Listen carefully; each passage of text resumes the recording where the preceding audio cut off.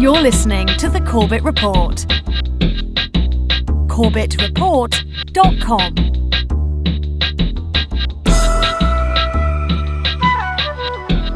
Sustainability, regionalization, stakeholders, visioning, community rights, biodiversity, core wilderness preserves, biosphere reserves, human settlements.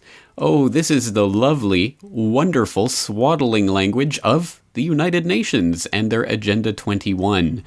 So some of you may have come across this type of language before, ladies and gentlemen, when looking into Agenda 21 and the type of language that it uses to ingratiate itself in various local communities. But it is, if the soft and fuzzy and cuddly rhetoric belies a very nasty reality underneath. And tonight I'm hoping to go over this sustainable development Agenda 21 agenda that's unfolding and how it's operating, who's behind it, and what the guiding ideology behind it is. But unfortunately, our guest for this evening, Rosa Koire, is not yet online, so I haven't been able to get in touch with her. I am hoping we'll be able to get her up soon enough. But for those of you who are unfamiliar with Rosa Koire, you can find out more about her work at the Post-Sustainability Institute, and that's postsustainabilityinstitute.org. She's also the author of Behind the Green Mask, UN Agenda 21, which is widely available online. Many of her talks and speeches, etc., are also available online for those of you out there who want to find out more. And tonight we're going to be talking about this unfolding agenda and what's behind it, who's behind it, where it's going, and how it's going to get us there. But just before we get into that, perhaps we should find out a little bit more about sustainability and how it's sold to the public.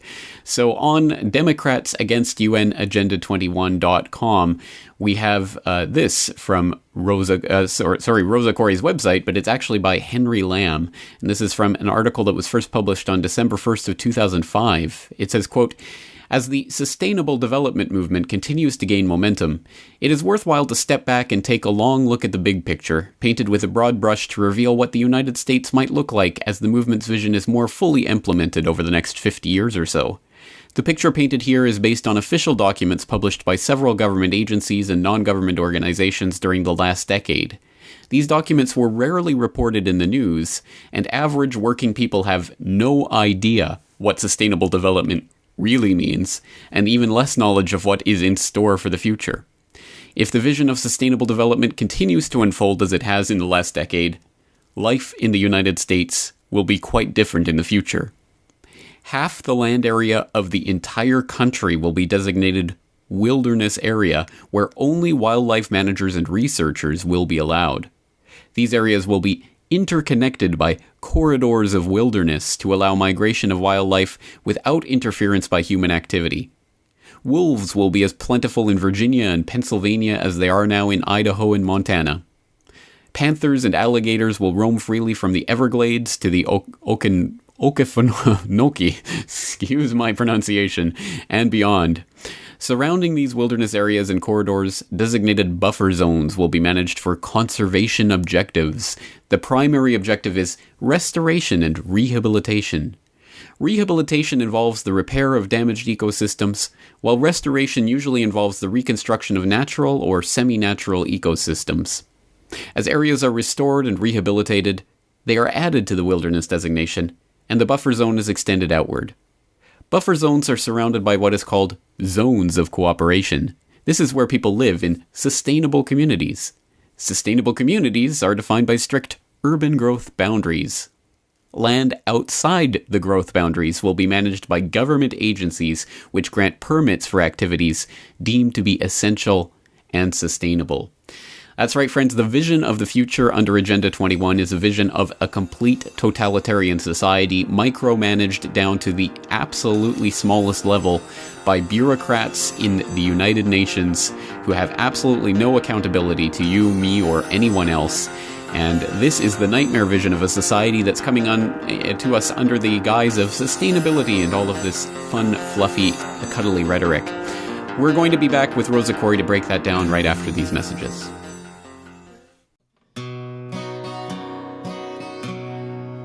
If you love your uncle. All right, friends, welcome back to the broadcast. Welcome back to Corbett Report Radio. I'm your host, James Corbett of CorbettReport.com, and tonight we have on the line as our special guest, Rosa Koire of the Post-Sustainability Institute. She's also at DemocratsAgainstUNAgenda21.com.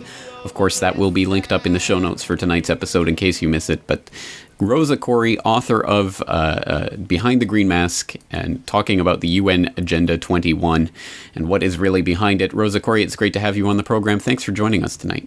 Thanks so much, James. Well, perhaps we can start off for the benefit of the listeners out there who are encountering you for the first time or are unfamiliar with your work. Let's just hear a little bit about yourself and how you got interested in researching UN Agenda 21.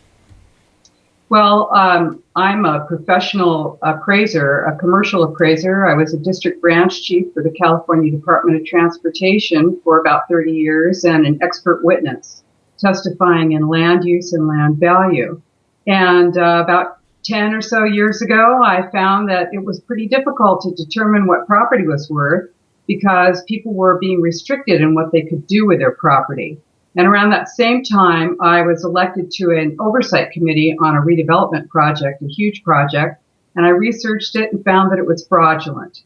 So we sued to stop that, and while doing the research to find out what was behind that redevelopment project, I found United Nations Agenda 21 Sustainable Development. Well, let's talk about your book and how that came together and the type of research that you've done over the preceding years into this agenda. The book is, basically I wrote the book because I am traveling all over the United States and I just simply wasn't able to go everywhere.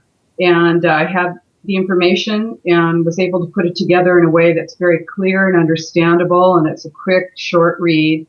And in that way, I was able to reach a lot more people because United Nations Agenda 21 Sustainable Development is a global plan, but it's implemented locally. So this is really important because it doesn't come called Agenda 21, so you have to know what it looks like in your town to be able to recognize it. Well, that's right. In fact, every time we have someone on to talk about Agenda 21, it's everyone has their own way of summing up what that is and how it's unfolding. So what's your take on what is United Nations Agenda 21? Agenda 21 is the action plan. It's the blueprint to inventory and control all land, all water, all plants, all minerals, all animals, all construction, all means of production, all information, all energy, all education, and all human beings in the world. That's it. It's totally comprehensive. It's so comprehensive. It goes into so many different aspects of everyone's everyday life that it's staggering to think that so few people actually have even heard of this Agenda 21, let alone know what it is. How can it function so that it maintains that level of secrecy while being completely out in the open? Yeah, it's brilliant. It's a stealth plan and it's operating in plain sight. And that is because it's called by so many different names. You'll see it in your town as a regional plan, generally as One Bay Area or Vision 2025 or Our Future 2050, something like that. Because what it is, the plan was signed onto. It was an actual United Nations agreement signed onto in 1992 by our president, George H.W. Bush, along with 178 other national leaders. And you're going to hear that it's an old, dusty plan, that it's not binding, that it has no impact on you. That's a lie. The truth is that it was brought back to the United States through the President's Council on Sustainable Development back in 1993. And all federal agencies changed their policies to conform with United Nations Agenda 21 Sustainable Development. That's right. Well, let's go back to some of the beginnings of this, because as you indicate, it was first signed as an agreement in 1992 at the Rio Earth Summit, but it has its roots in policies that go back at least to the 1970s. Let's talk a little bit about the history of these ideas of sustainable development and how they came together. Yeah, it's great. You know, it's the kind of thing that you think to yourself, well, how could I be against sustainability? Just sounds so great. I mean, who wants to be unsustainable?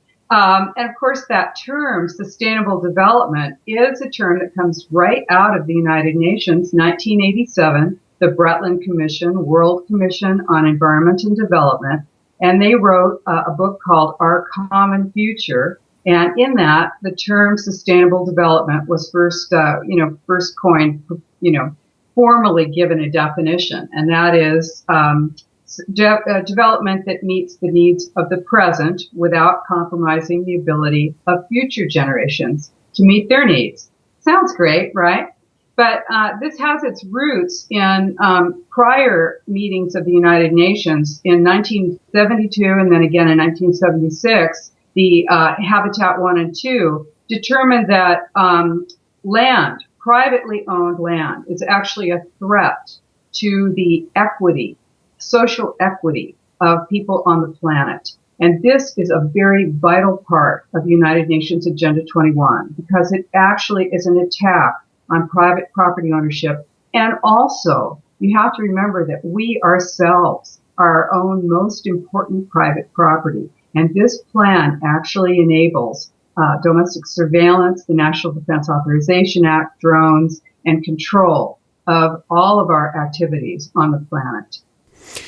I think there must be a variety of reasons for why this is being pushed by the people that it is, but I guess if there is a guiding ideology behind this, I've heard it cited before that communitarianism might be that ideology that provides the framework for this agenda. So what is communitarianism and how does that play into this agenda? Communitarianism says that it's an ideology, it's a political and social philosophy. And it says that the rights of the individual need to be balanced with the rights of the community. And, if you're an American or in many free countries, the individual's rights are guaranteed. Our rights are guaranteed to us by our Constitution, cannot be taken away by any government. And we're born with them, right? But if you balance the rights of the individual with the rights of the community, those community rights are not delineated. They can change at any time. They are, depending on who the ruler or government is. And they always have greater weight than the weight of the individual. That means that you're always going to see that the individual's rights are a threat to the community. And in this case, we're talking about the global community. Well, that's right, and it does kind of flip the idea of rights on its head. The rights that are enshrined, for example, in the Bill of Rights, or even the ones that they pay lip service to in the Universal Declaration of Human Rights, are all guarantees of individual rights and liberties. But somehow now we're expected to take on board the idea that there are communal rights that somehow supersede those of the individual. So where does this idea come from, and who are the types of people who are pushing this? Well, this is an ideology that, you can go back to the Fabian socialists in the 1800s, if you want to, if you're interested in doing, sort of a theoretical search on the development of this plan. But it goes back further. Obviously, it goes back to any ideology that instates a dictatorship or an oligarchy. But in our case, because we are a free nation, it needs to have the trappings of a socially acceptable philosophy, and that's where communitarianism comes in, because what we're talking about here is the 3 E's: environment, economy, and equity, social equity. That's, when you see those 3 circles, the image of United Nations Agenda 21, it looks like a Venn diagram, and where economy, ecology, and social equity come together, that's, sustainable development, that's sustainable. But equity is a very vital part of this, because this is the illusion, is that you're going to have, a balanced world where everyone is going to, no one's going to have too much. Everyone, the super wealthy 1% is going to go away. And, the poor will all have plenty of food and water and everything else that they need. But the concept, that's sort of the overarching concept. That's the green mask, as I call it. That's one of the reasons I call my book Behind the Green Mask, because in fact, what this does is it enables total takeover of our resources, both natural and human, by those who want to totally control the earth. Well, let's talk about some of those people who want to totally control the earth and some of the people who have been instrumental in this agenda. Of course, people like Maurice Strong were instrumental in the 1992 Rio Earth Summit. Who are some of the figures who have been spearheading this Agenda 21 agenda? Mm-hmm. Well, obviously, we're going to have the ultra wealthy and those who, through hereditary ownership of property or a huge amount of the world, the ruling royalty classes, particularly the English, who own a huge amount of the world. The Catholic Church owns a tremendous amount of the world, the Vatican. But, I think. And obviously, we're talking about Maurice Strong. He's extremely wealthy. He owns one of the largest aquifers in the North American continent underneath the Baca, which is below the Sangre de Cristo Mountains in Colorado.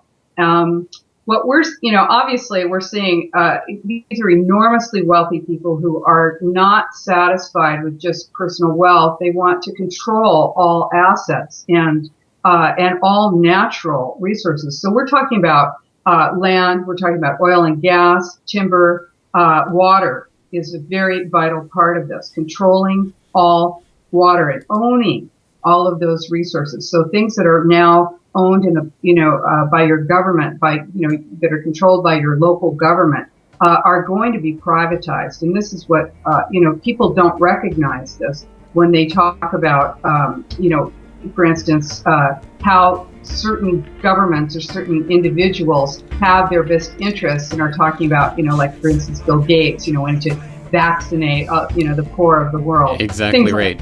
Okay, we're going to have to take a break. We'll come back. We're talking once again to Rosa Koire, Democrats Against UNAgenda21.com.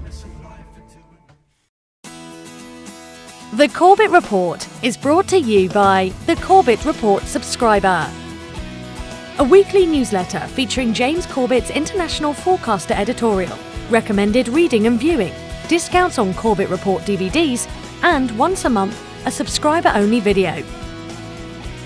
Sign up today to start receiving your copy at corbettreport.com/support. Welcome back to Corbett Report Radio. Once again, I'm your host, James Corbett of CorbettReport.com, and tonight we're talking to Rosa Koire, the author of Behind the Green Mask, talking about UN Agenda 21 and the Sustainable Development Agenda that is unfortunately unfolding before our very eyes. Let's start talking about some positive things and things that people can do against this agenda. But before we get into that, we have a caller on the line, and we have Lark in Texas. Lark, thank you for joining us on the line again tonight. Hello, Lark. Are you there? Speak to me, Lark. All right. Well, we'll come back to Lark. But Rosa, first, before we get to the callers, let's talk about the process that we were talking about before the break. We were talking about how people are distracted from this agenda by not participating in local politics, and that is exactly how this agenda is moving forward. So let's talk about some of the solutions to what we see coming forth for the people who are aware of what's happening. What is it that they can be doing at their local level to help combat this? Well, I think it's really important to understand how you're being manipulated locally, so that when you are, when you see it, you understand that it's happening. And I spend quite a bit of time in my book talking about how to anti-Delphi government meetings. The Delphi method is the Delphi technique. It was developed by the Rand Corporation in post-World War II in the Cold War. And it is being used to, the reason it was developed was to bring groups of people to a predetermined outcome while giving them the idea, the illusion that they actually had a say and that they had that they were actually crafting the outcome themselves. So this is actually a management organizational technique that's being used right now in every large government meeting where you are invited to come and give your opinion on a plan. Usually these are the regional plans or they're a general plan or a master plan for your local town. And, of course, when you show up there and, they have the screen show, and they have, you color with your crayon and put your little gold stars on the map and show where you want to see smart growth, high density development. Really, the plan is all designed before you walk in the room. In fact, the plan, of course, as I said, it's the same plan all across the world. So you need to know how to anti-Delphi, because what they're doing there is they're doing two things. They're propagandizing you, and they're also using social pressure, which is part of communitarianism, to make it so that even if you don't agree with the plan, you will be too your nerves won't be able to handle standing up and saying that you don't agree with it, because there's all that social pressure to keep you quiet, and so everyone goes along with it. So what I talk about in the book, and what we have, we've got videos online to show you what happens when we go in anti-Delphi meetings. You really need to make it clear that those plans are not your plan, that you are being manipulated, and you have to take these meetings down correctly, or you're just going to end up looking like, someone who's a rabble-rouser, who's trying to, keep all these good people from being able to express this wonderful plan to all your, local citizenry. So it's very important to understand that this is a mind control technique, and there's almost a cult element to this plan in its entirety. And they use professional organizations like the American Planning Association, like the National Association of Counties, like the League of Cities, the League of Women Voters, the many, many non-governmental organizations are part of this plan because they are empowered by United Nations Agenda 21. Exactly right. Well, it paints a bleak picture, but at least there is the hope that people can start to get involved. On that note, we have Lark in Texas back on the line. Lark, thanks for joining us on the conversation. Well, thank you, James. I apologize you weren't able to hear me before. I can't imagine where the technical snafu arose. Can you hear me okay? Yes, we can. Go ahead. Oh, very good.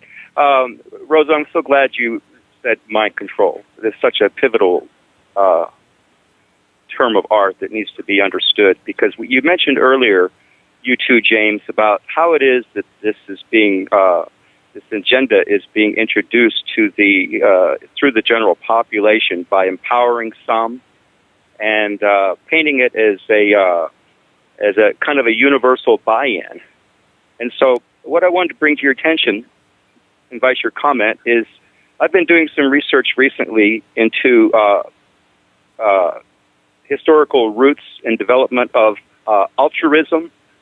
We're talking about at the university academia level, and its tie-in with what is known as the Tikkun Olam, which is a Jewish concept which means repair of the world. And this is where I have discovered the language and how it's being manipulated, so that people are led to believe that this is such a wonderful thing, and how they're deceived. Because an example of that is tonight I was doing some research on something called soiltrust.com. Soiltrust.com. And it sounds like a wonderful thing. And I looked at the people behind its management, the board of directors, how these things are funded. A similar program is something called community-supported agriculture.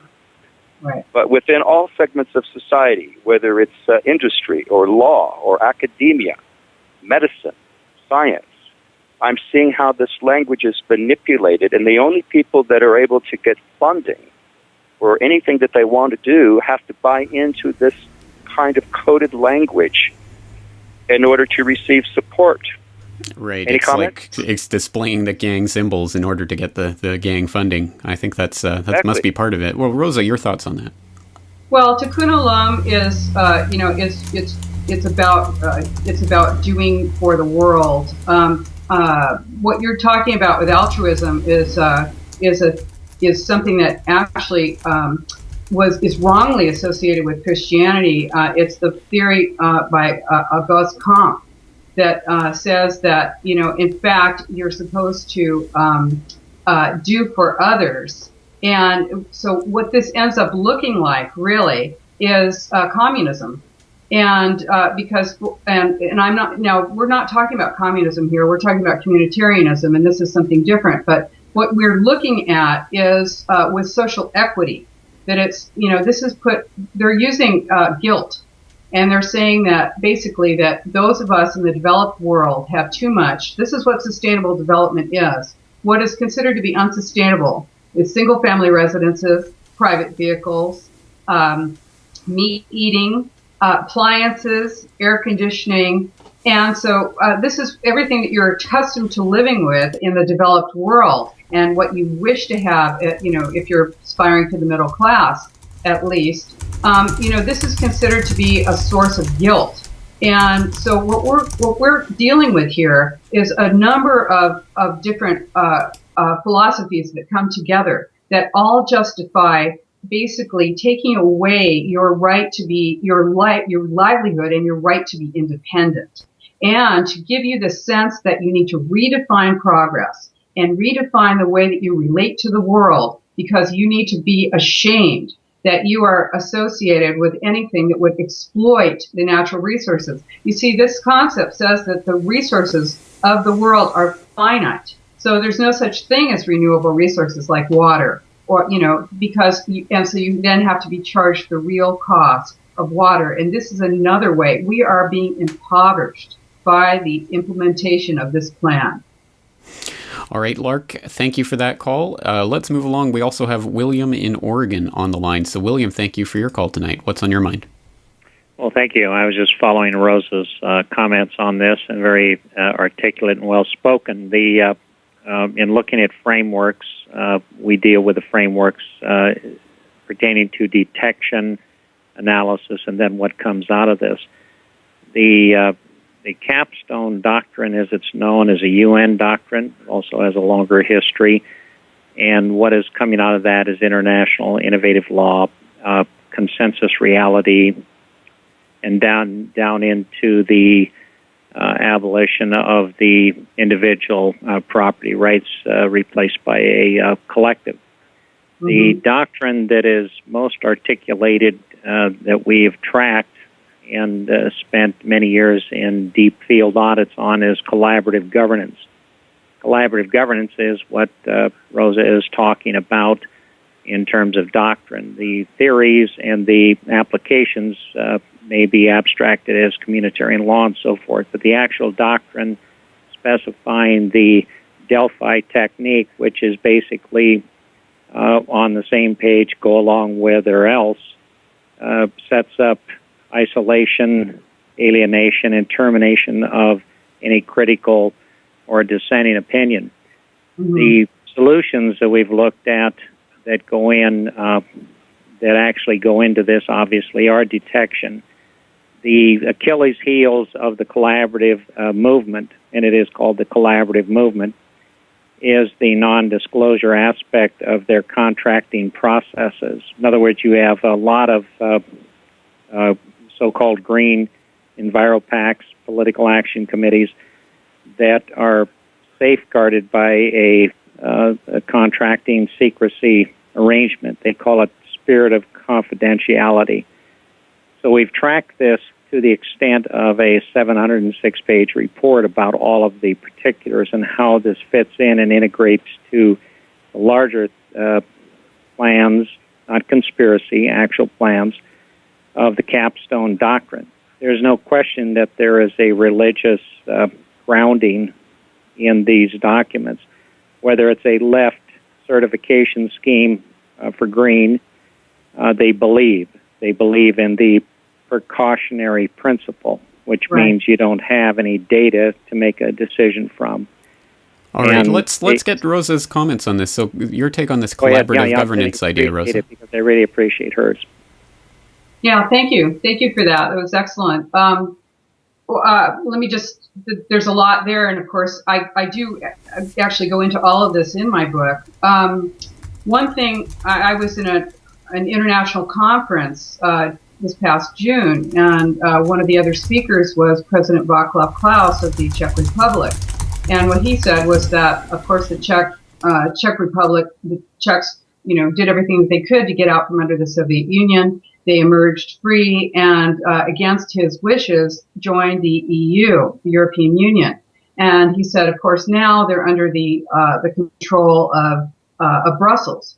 And what we're talking about, of course, you have, non-governmental organizations are vital to this plan because they are actually, this is the way the circle goes around, is that they influence government. Government funds them. They are also funded and influenced by corporations. And they make contractual agreements, so they have interwoven systems with local governments. And ultimately, what we're talking about is empowering local government and then moving that empowerment into a regional cycle. So this is I'd like to get into ICLEI, International Council on Local Environmental Initiatives, because this is sort of a springboard for it. But of course, the precautionary principle is a vital part of this because it says that basically you're guilty until proven innocent, that if there's any suspicion of an action being taken that would damage in some way human beings or the environment, that in the absence of scientific consensus that it is in fact harmful, you would have to prove that it's not harmful. So this is a sort of a catch-22 situation that destroys a lot of small business. This plan is a corporate plan.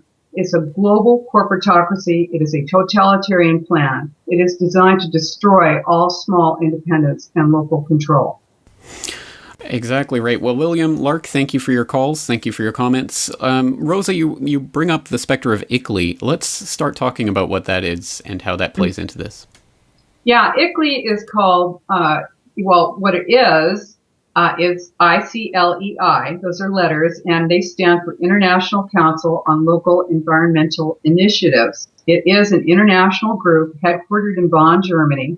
It was created in 1990 prior to the signing of United Nations Agenda 21. And in fact, they wrote at least one chapter 28 on non-governmental organizations in Agenda 21. And ICLEI was created to implement Agenda 21 throughout the world. That is its purpose. So what they do is they concentrate power in cities because, see, it's local environmental initiatives. So they have city memberships, and these are cities all over the world. They have something like 7,800 city members, and we're talking about the majority of the world is in an ICLEI city. Most people have no idea that their cities are members of this organization. And what it does is it gives the illusion of local control, but it circumvents requirements for ratification of international treaties. Because, for instance, the United States did not sign the Kyoto Treaty, but 1,055 United States mayors did actually agree to implement Kyoto in the United States, and that is happening right now. So what it does is it helps to break jurisdictional boundaries, and that is a vital part of this plan because you can't actually implement global governance without destroying the locally constructed governmental controls. So ultimately, this facilitates global governance by invalidating individual cities, counties, states, and nations. And as I said, they're with contractual agreements and interwoven systems. Well, I want to start focusing on some of the things that people have already done to try to combat this agenda. Surely there must be examples of people standing up to this. Can you speak from your own experience about some positive examples of what people are doing to combat this?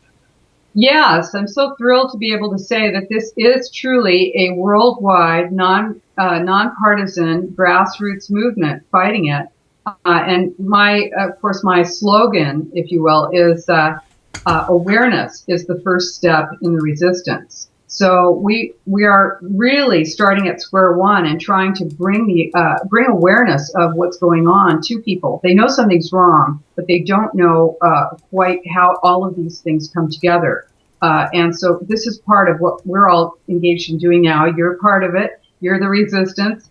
And so what we've seen, of course, in the United States is recently the Republican National Committee has signed on to an agreement saying that they would, in fact, repudiate Agenda 21 and ICLEI in the United States. A very important step. We're coming up against the break. Let's talk a little bit more about that after this break. Once again, talking to Rosa Koire, her book, Behind the Green Mask. I hope you'll pick it up and take a look at it. We'll be back right after these messages.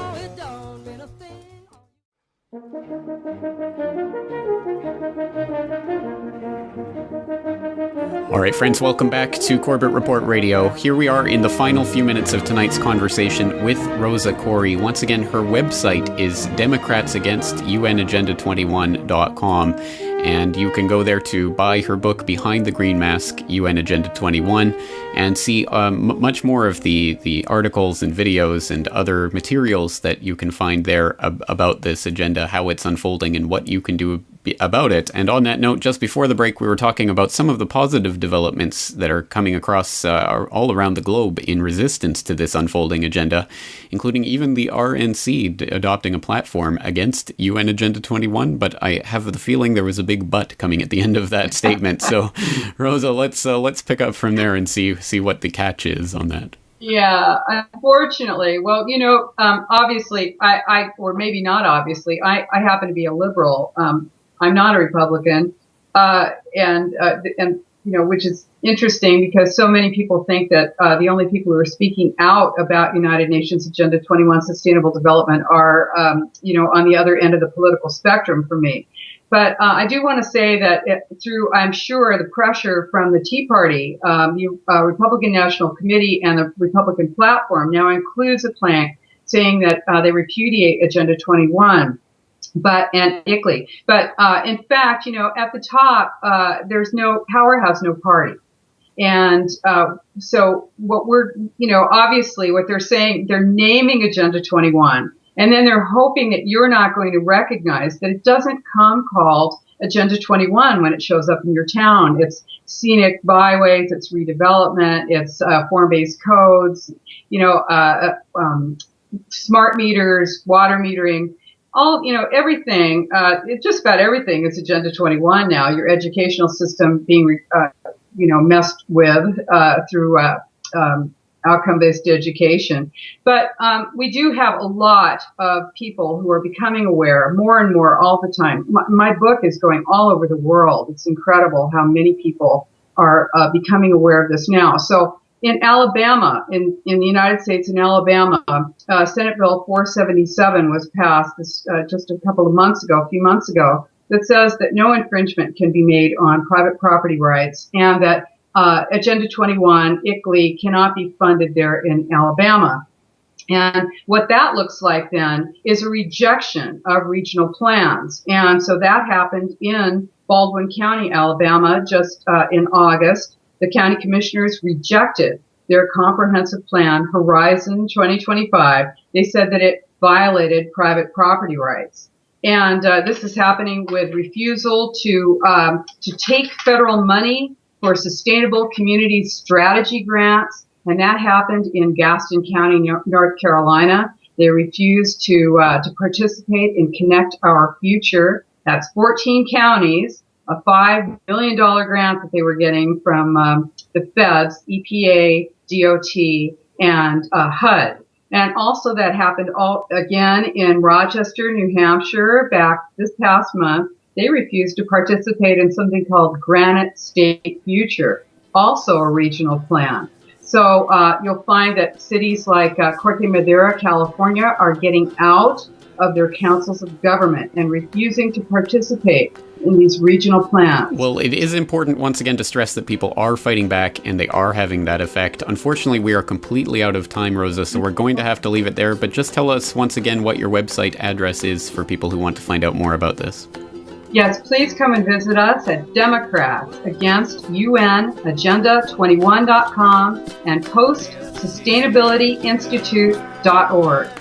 Well, time flies when you're having fun and also when you're documenting very serious issues. So, Rosa Koire, thank you for your time tonight, and I hope we can talk to you again in the future. Thank you so much, James. I had a great time. All right, that's going to do it for tonight, ladies and gentlemen. Once again, I will be back tomorrow night here on the program. Same time, same channel, so be there or be square. And until then, thank you for listening and take care.